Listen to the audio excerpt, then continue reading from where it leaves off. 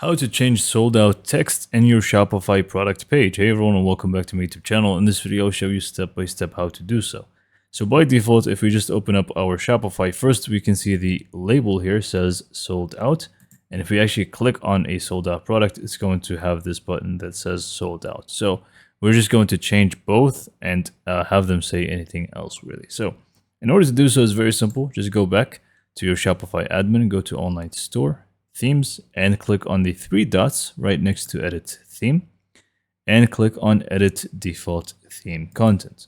Now the first one, which is in the product page, what you want to do is just click on the products section here at the top, and basically just search for sold out, and you should be able to find right away.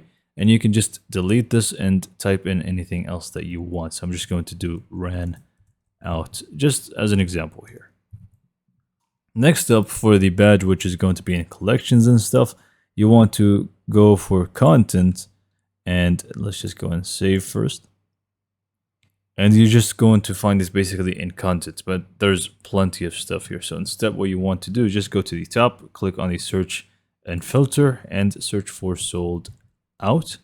And you're going to find all the different sold out options.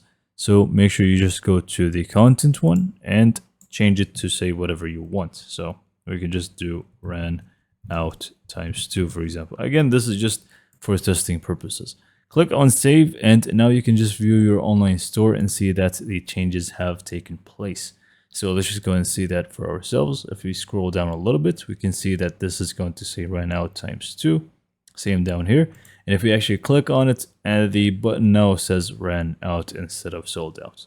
So yeah, with that being said, that's pretty much it for this video. Hopefully you found it to be informative and helpful. And for more information, subscribe to my YouTube channel, and thank you for watching.